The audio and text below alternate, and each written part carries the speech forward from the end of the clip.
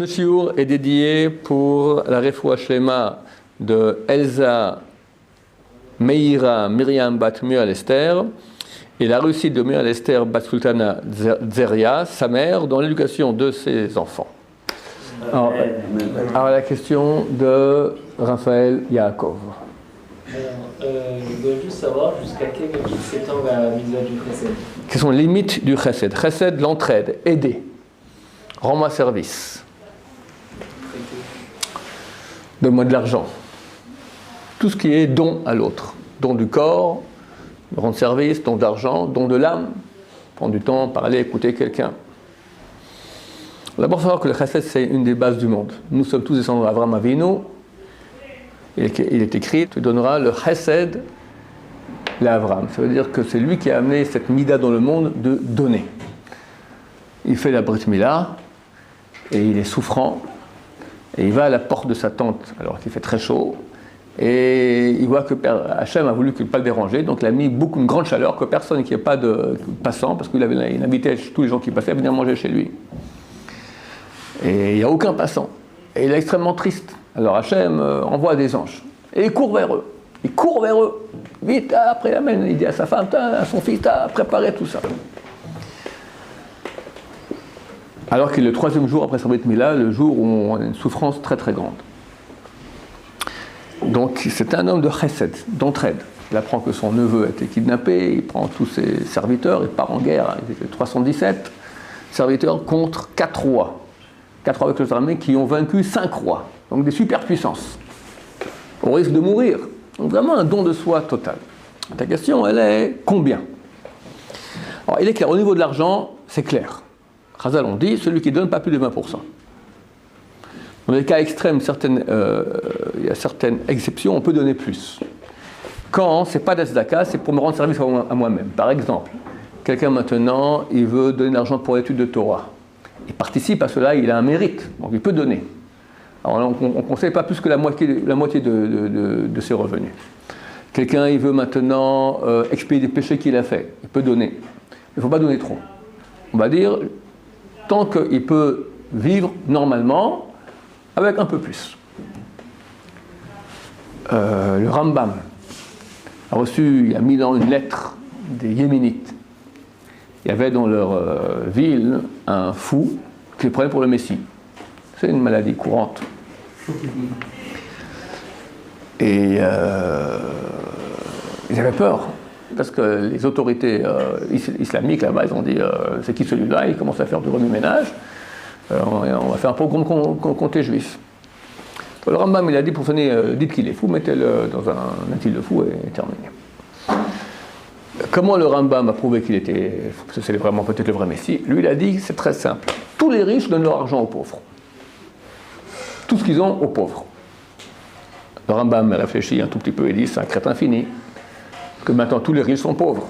Tous les pauvres sont riches. Alors, il faut que les riches donnent maintenant de nouveau à tous les pauvres, tout ce qu'ils ont. Alors, de nouveau, on joue maintenant au ping-pong. Ça rime à rien. Chazal, on dit 20%. 20%. Il faut donner 10%. C'est bien donner 20%, très bien, plus interdit, dans les cas extrêmes, la moitié. Et ceux qui sont très très riches, alors, ils peuvent donner encore beaucoup plus, du moment qu'il a ce qu'il lui faut pour vivre, et un peu plus. Au niveau de mon temps, au niveau de l'entraide, à l'époque, il y avait une dizaine d'années, un organisme de kirouv, de rapprochement des gens qui sont éloignés de Torah, a organisé une grande assemblée où les grands Torahs sont venus. Ils ont dit que chacun donnait au moins 10% de son temps pour les autres, pour ramener des jeux, etc. Donc voilà, c'est au niveau du temps que tu as. Chacun, pour nous, c'est le temps. Dans le monde religieux, il n'y a pas de chose, ceux qui étudient la Torah, il n'y a pas de chose qui est plus précieuse que le temps. Le temps, c'est la vie, on n'a pas de temps à perdre, sans cesse c'est vous Torah ou mitzvah ou quelque chose. Alors ils ont dit 10% maintenant tu donnes aux autres. Rendre service. En Torah, il y a un critère qui dit que si tu es en train d'étudier et maintenant quelqu'un demande maintenant un service, faire le mitzvah, alors tu dois la faire, à moins que tu dois la faire à la condition, 2 conditions. 1, que personne d'autre peut le faire à ta place, et que si c'est pas maintenant, on pourra pas le faire plus tard. Ton père te dit amène-moi à boire. Mitzvah qui vaut d'avem. Tu le files à la maison, il a soif, maintenant il a soif, pas demain. Donc là, tu as l'obligation d'arrêter d'étudier et d'aller lui amener à boire. Tu as une vieille dame maintenant qui, au milieu de la rue, là, elle ne peut pas passer, il faut lui, avec ses sacs comme ça, ok. Non, je dois aller à mon cours de Torah, il n'y a personne d'autre qui va l'aider, personne. Alors là, tu prends et tu fais la mitzvah, tu lui passes les sacs, tu passes la rue avec elle, etc. La question était plus quoi? Tu m'avais dit. Plus dans ma vie Donne un exemple, tous les jours. On a acheté un exemple qui se passe réellement. On a acheté un truc de café, là, de Nescafé. Une machine à café? Non, c'était un peu du café. Ouais, du café quoi. Du café. Admettons que les gens viennent nous demander quasiment tous les jours, etc. Non, nous, c'est pour nous qu'on a acheté quoi.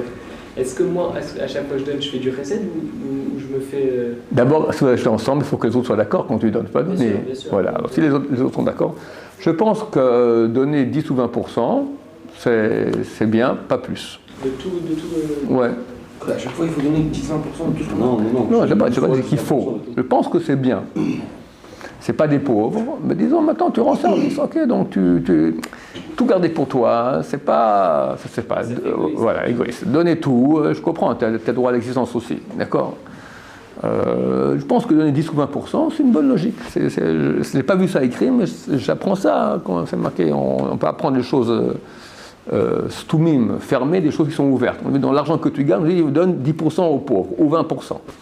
Alors, ils ne sont pas pauvres ces gens-là, mais ils sont pauvres de café, ils ont envie d'un bon café, d'accord. Mais, excusez-moi, si j'y vais à l'extrême, mais ces gens ils peuvent prendre du temps pendant la pause et en acheter aussi.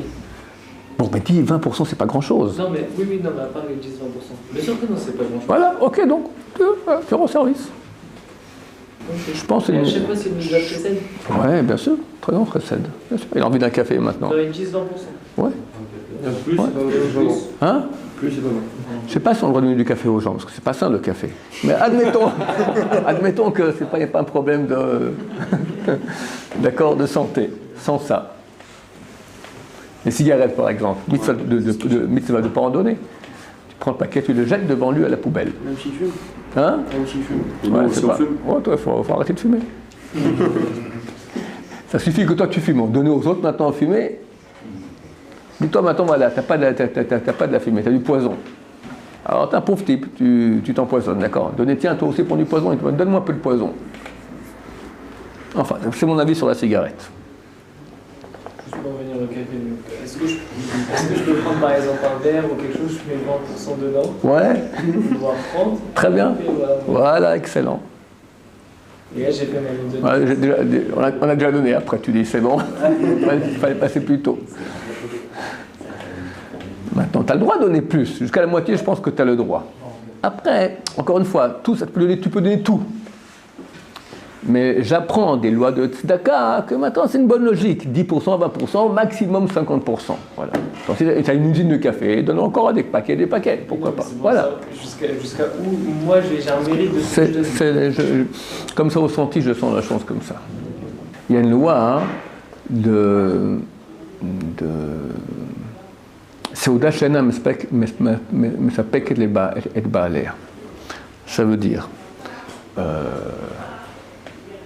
t'achètes une pizza, 2 triangles,